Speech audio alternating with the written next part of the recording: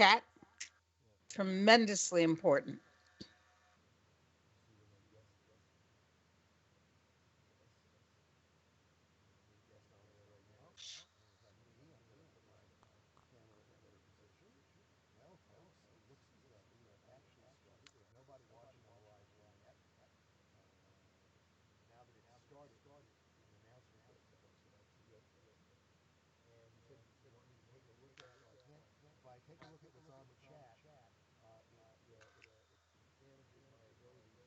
I'll read it. I'll read it.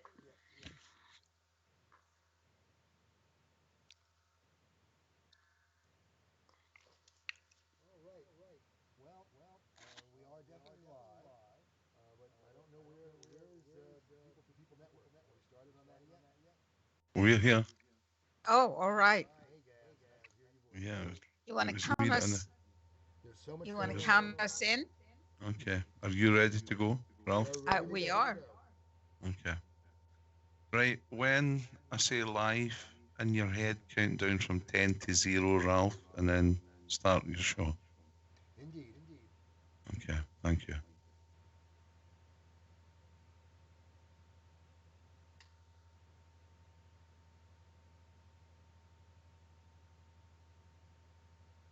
Live.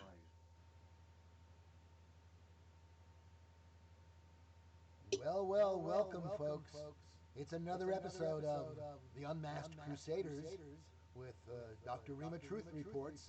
Dr. Rima, we are live.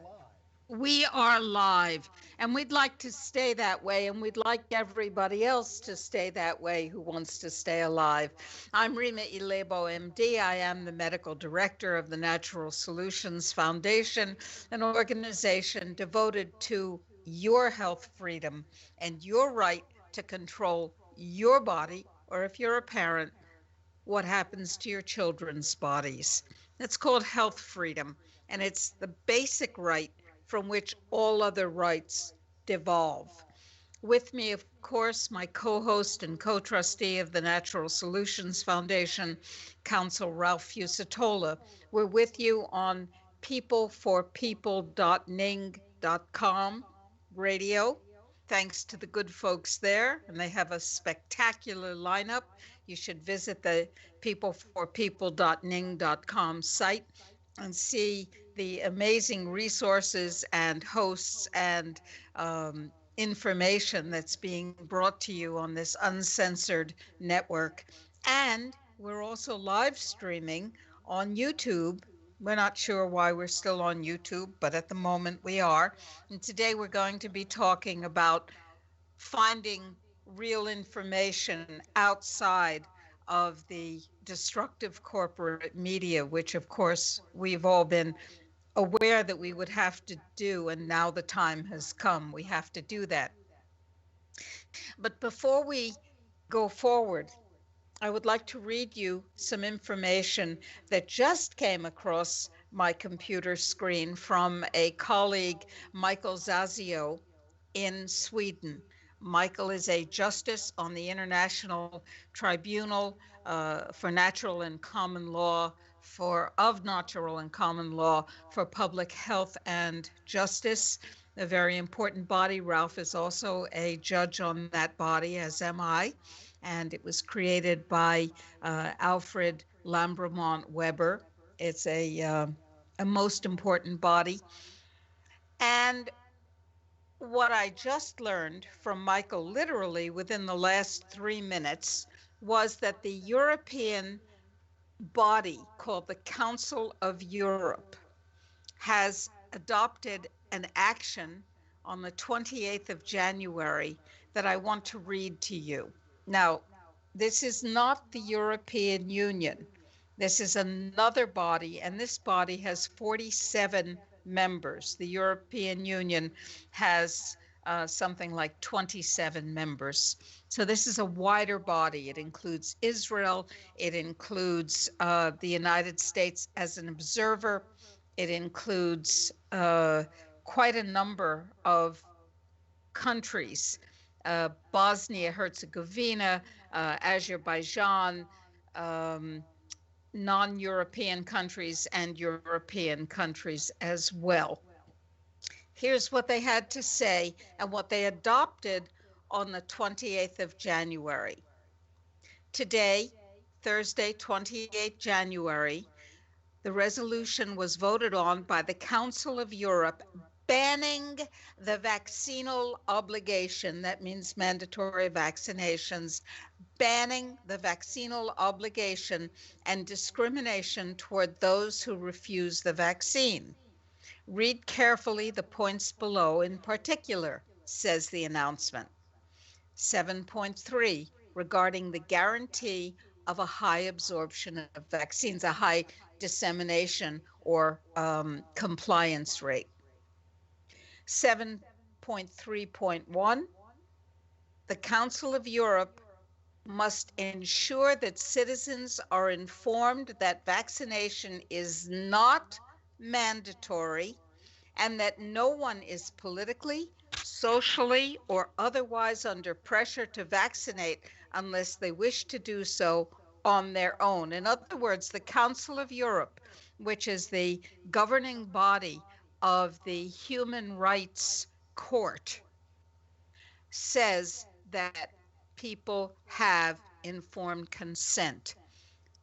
Item 7.3.2, the Council of Europe says its member states must ensure that no one is discriminated against for not being vaccinated due to possible health risks or for not wanting to be vaccinated. So this is a medical reason or a reason of philosophical or religious um, basis.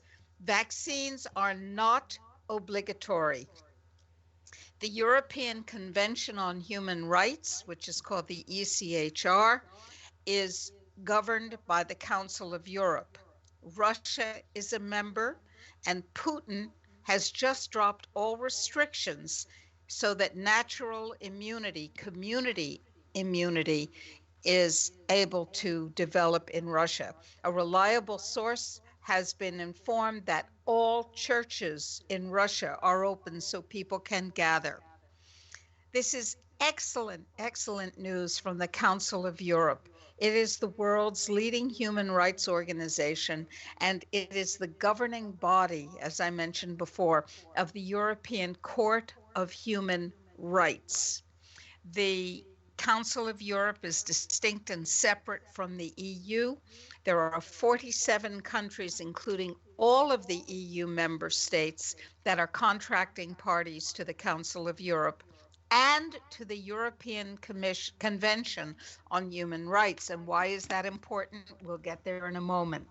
This is excellent news for people concerned about mandatory or coerced vaccination or discrimination. You know, you can't travel, you can't drive, you can't shop, you can't leave your house if you're not vaccinated. And a number of people have been concerned about the fact in the UK that they're no longer a member of the EU. So they have been concerned about whether or not this non mandatory vaccine obligation has also been placed onto the UK. And the answer is yes, because the UK is a member of the Council of Europe, even though it's left the European Union. This is tremendously important, and we will be posting this news on Open Source Truth. Obviously, we haven't had a chance to do that yet because it literally just hit my computer screen about 3 minutes before the start of this show.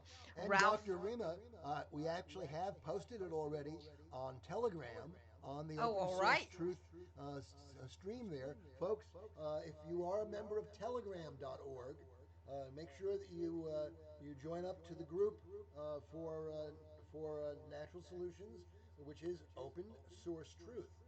And we look forward to seeing you there. Hundreds of people have joined our group in the 72 hours or so that it's been in existence. So come on and join us. We will post things as they happen. And this is one of the most important examples of how civil society is banding together to protect the universal right of informed consent. Absolutely, absolutely. This is so important. If you're still on Facebook and you're still watching the and Twitter, and you're still watching the corporate media for your reality, well, you're living in a never, never land of lies and distortion.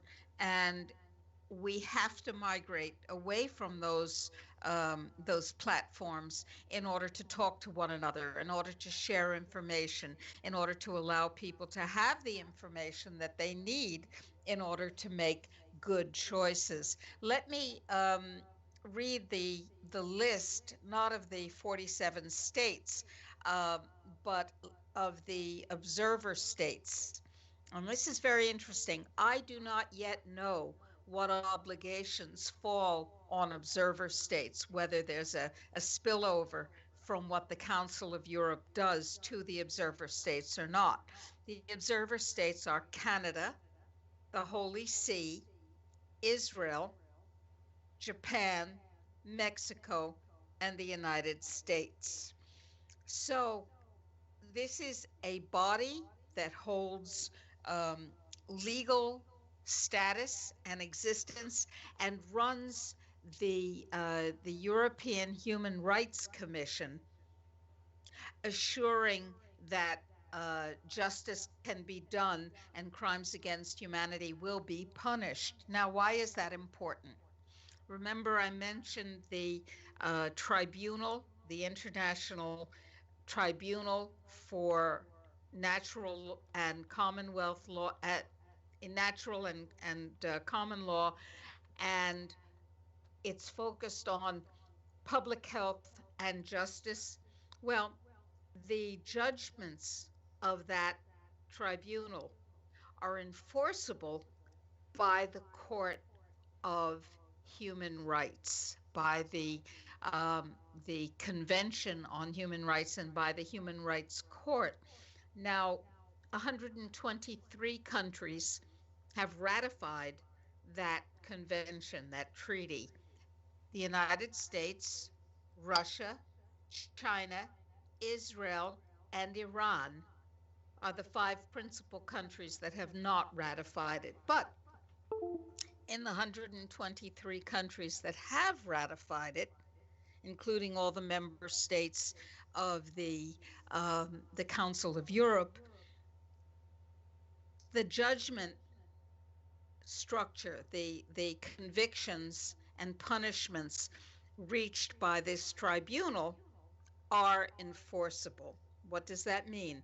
It means that all the usual suspects have been convicted of genocidal activities, intentional genocide through vaccination, through the COVID hoax, through 5G, through the use of aspartame, and through similar atrocities. And they have been uh, sentenced to various punishments, some of them to the process of clawback, which means the tribunal determining that the profits gained from these genocidal activities must be drawn back and used for the good of the populace of the planet.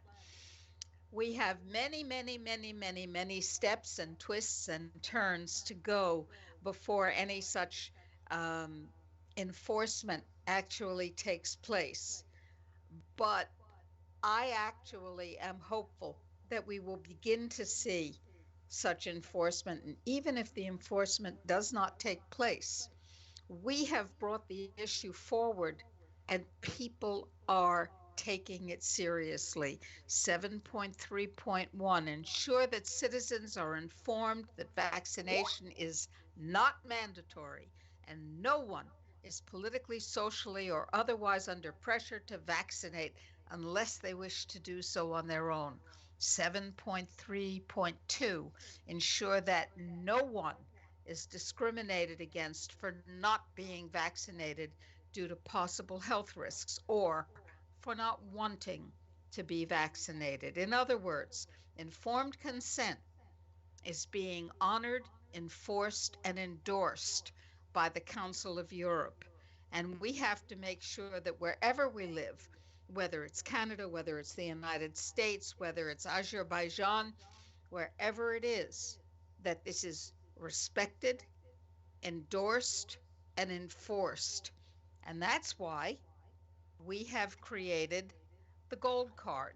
I am looking for the gold card I have on my my gold desk. card. I'm You never have your without it. gold card. Here you go, Good. folks. I have my ah, I don't have my gold card. I do it because it's in my wallet. I do have my silver card, which says I refuse sanitary masking. But the gold card is of paramount importance. And oh, by the way, uh, I don't know why I can't see the video images. Ah, there they are. Oh, by the way, let me tell you that I can't tell you because I just forgot what I was going to say when I said, oh, by the way. Informed consent is, in fact, the defining issue of the 21st century. That was said by General Burt, our founding president, and my husband, and Ralph's friend and mentor before he died. And he was right. He usually was right. That's fairly frustrating when you live with it, but he was generally right. And this is, in fact, a time when who owns our bodies is going to determine who survives. People are dying like flies from the vaccines, from the experimental vaccines. People are being injured at horrifying rates. The latest number that we have in the United States for serious injury. And we're not talking about trivial, oh, my arm is sore. We're talking about convulsions. We're talking about paralysis. We're talking about cardiac inflammation. A healthy 19-year-old is now in the hospital in Jerusalem because hours after he received the vaccine, his heart began to swell. There was inflammation, and this is a life threatening condition. Healthy 19-year-old. Why would a 19-year-old receive an injection for a condition for which the likelihood of a 19-year-old dying is virtually non existent, only because of public hysteria wumped up to get people to submit to something that is horrifyingly dangerous for them. 19-year-olds do not need the Pfizer or Moderna or other COVID vaccines. This is insane. And yet, we're being told in the United States that children will need to be vaccinated, although these vaccines have never been tested on children. Children will need to be vaccinated to go to school in LA. Children will need to be vaccinated to go to school in other cities. What? Why? So that we can get rid of them sooner?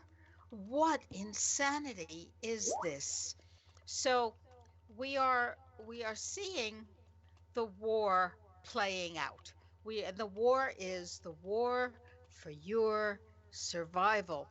And the tool of that war is who owns your body. If you do, you can make healthy decisions. If the corporate state does, if Fauci does, then God help you. Ralph? Yes, indeed. You know, folks, we have a number of items that we've posted on Open Source Truth that relate to the topics we've been talking about. And I think maybe an interesting thing might be to bring some of those articles to your attention, because it's also a way of telling you about the articles we've been posting at Open Source Truth. And if you're listening to us but don't get a chance to go on opensourcetruth.com, this is an opportunity, for me to. So I'm going back. Oh, we've actually gotten 2 new members, Dr. Rima, during this time period. All Those right. of you who are watching Welcome. us, who see us on YouTube, I've got the link up on YouTube to join the Telegram Open Source Truth. and that link is, Telegram uses a linking system which uses the letter T and then a dot and then the word me and then open slash, and in our case, open source truth. If you were going on to Reddit, interestingly enough, it would be an R period, me. So the various platforms use a similar way of accessing. In the case of Telegram, you have to already belong to Telegram, of course. But if you do, and you just enter https:/t.me/open source truth, you will get to our open source truth section. And let me see. Let me tell you a little bit about what we have here. Please. All right. All right. While you're doing that, let me tell you a little bit about the 19-year-old. 19-year-old boy was hospitalized with myocarditis. That's inflammation of the heart muscle. Oh, This is a lethal or potentially lethal situation. 5 days after receiving his second dose of the coronavirus vaccine by Pfizer, he immediately after the vaccination developed an elevated heart rate, shortness of breath, and pains in his left arm.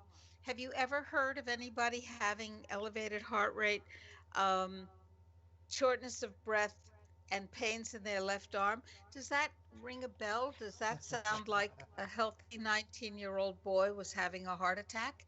Gosh, sounds like that to me.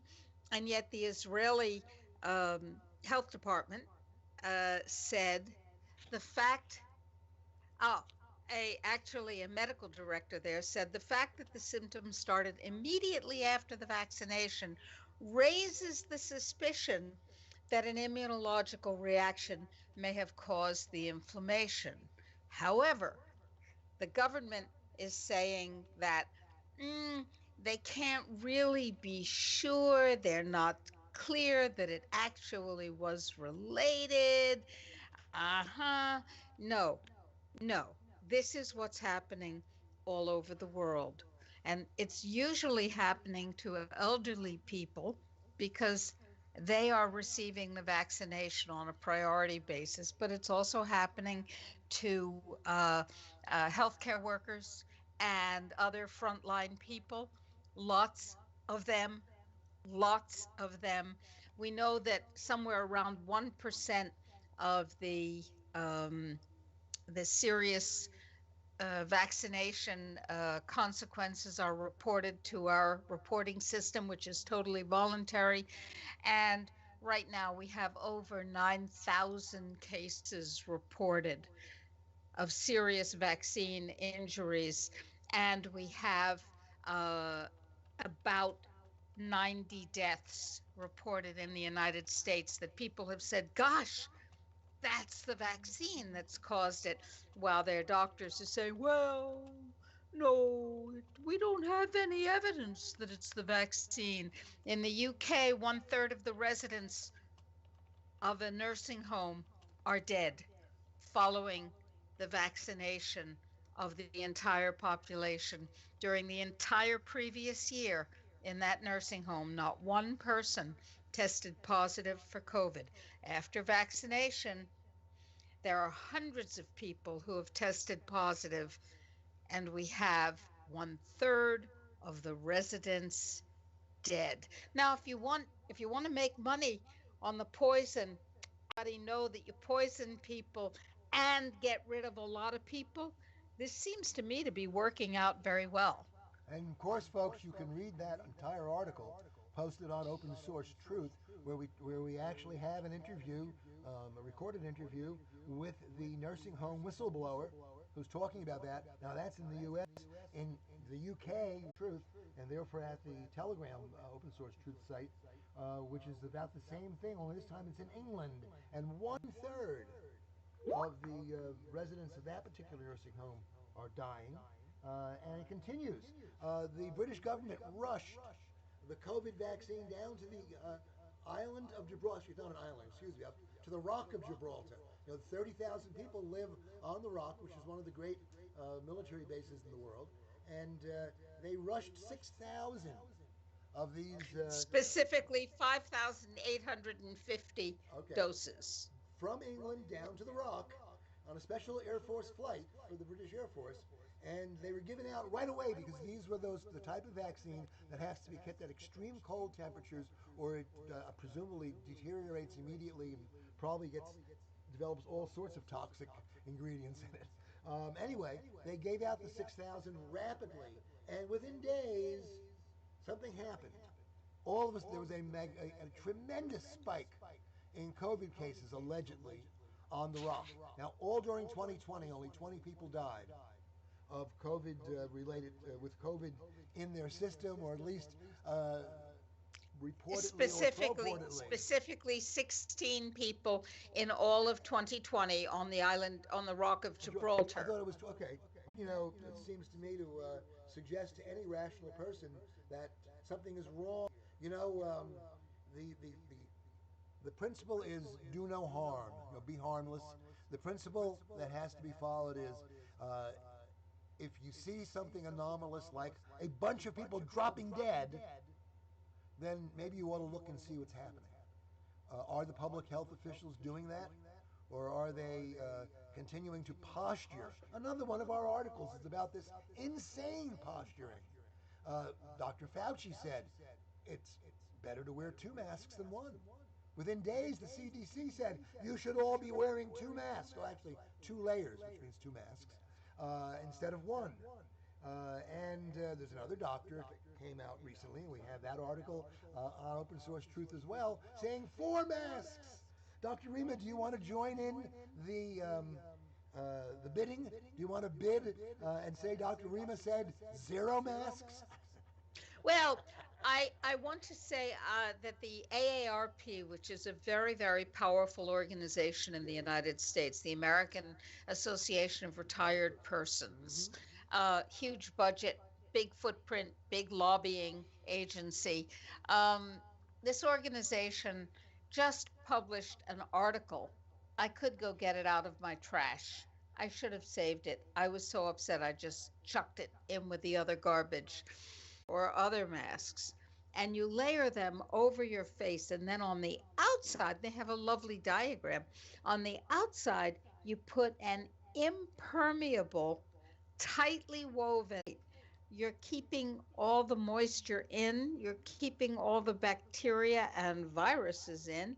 You're also making sure that your oxygen levels, which even an surgical mask will reduce, you're making that your oxygen levels are dropping lower and lower and lower. And you are walking around breathing the molecular contamination of the masks themselves. An article just came out yesterday stating that chronic mask wearing contributes to advanced lung cancer, which is a major epidemic, a true epidemic, whereas COVID is not a true epidemic. And so what we have is advice that couldn't be worse.